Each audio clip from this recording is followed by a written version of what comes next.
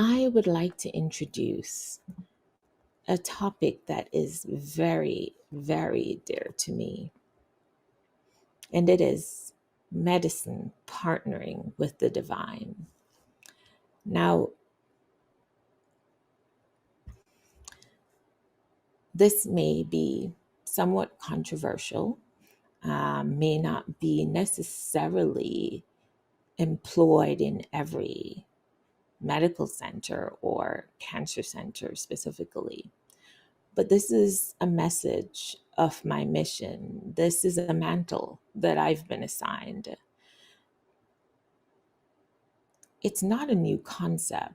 There are some institutions who apply a spiritual element, not necessarily in clinic, but if patients are interested, then that is usually instituted, or they are uh, corralled to discuss in private several spiritual formats, or just spiritual encouragement, so to speak. But what I'm referring to is intimately coupling, marrying spirituality and faith in clinical practice. And that is a different level, a different dimension.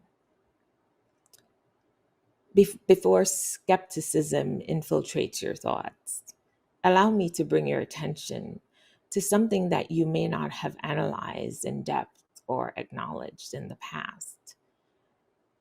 You see, whenever patients are transitioning, especially if they are in the hospital, a chaplain or a priest or a religious figure is usually corralled to the bedside, and the patient and or the family, they usually embrace this. They are amenable, and that is because it presents a dimension of peace and reassurance, cultivating an atmosphere of solace.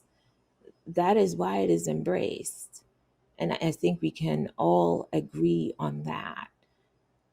So, my question has always been, and still is, especially in the case of my big C cancer patients who are facing their mortality, why can't we repurpose this approach to be implemented in the clinic setting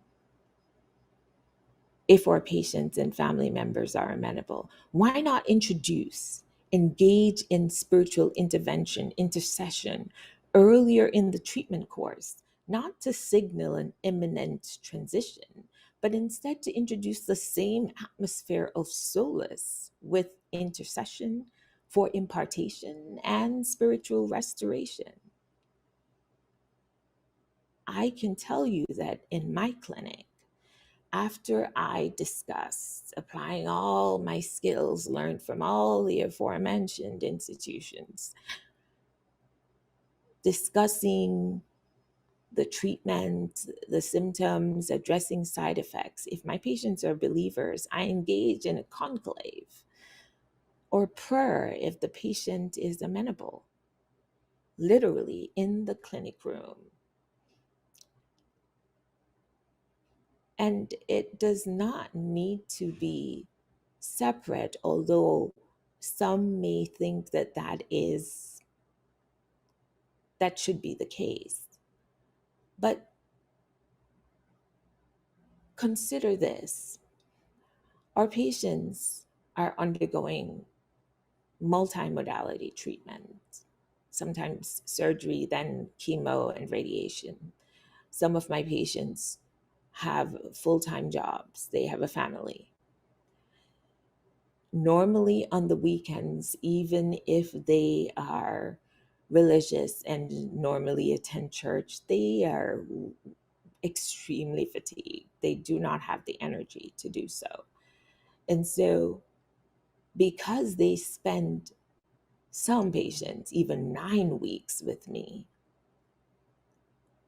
then that is the opening, that is the silo, that is their sanctuary where we can do all together. The multimodality treatment in this case is not just medicine, not just chemotherapy, radiation, but also multimodality, spirit, including spiritual restoration. Another reason that I think it is necessary to engage in spiritual encouragement is that for some of my patients, and I've encountered this so many times, some of my patients are actually not believers, but they are quite open to just a prayer. In fact, the believers are encouraged because what occurs in clinic is that their strength is more ignited. They leave with more courage and certainly more faith. Now, this is a way of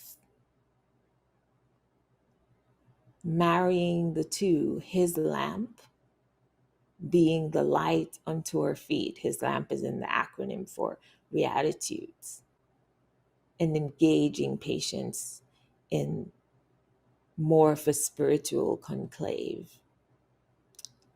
I mentioned that some of my patients are actually not believers, and you may or may not be aware. And I'll end with this and continue this conversation, this discussion in my next show next week. But Dr. Francis Collins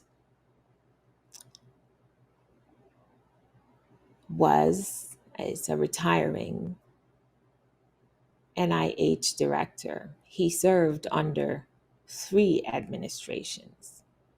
This could be your homework. You can research Dr. Francis Collins. And he actually led the Human Genome Project as well. Now, he was an atheist, but after an encounter and after witnessing patients who inexplicably recovered after medicine and the science clearly said otherwise, he was converted, literally, from an atheist to a believer, a strong believer, so much so that he publicly defended spirituality being coupled with medicine and faced much opposition, actually.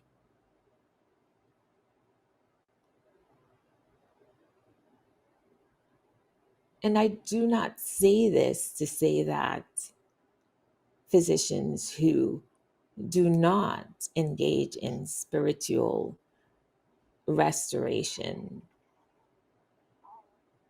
are not fully taking care of patients. I say this to say that this is my inclination, and it is certainly based on my experience and my path and my journey as I described. Dr. Francis Collins experienced his own encounter and embraces the fact that it is actually quite enriching and quite enlightening for our patients to be strengthened, to be enlightened, to experience restoration during their treatment. And I have had many patients attest to that. They are absolutely grateful. They are refreshed, they feel replenished. And who would I be if I did not share what anchored me when I faced my own adversities? I believe that it is my responsibility to do the same for my patients when they're going through such grave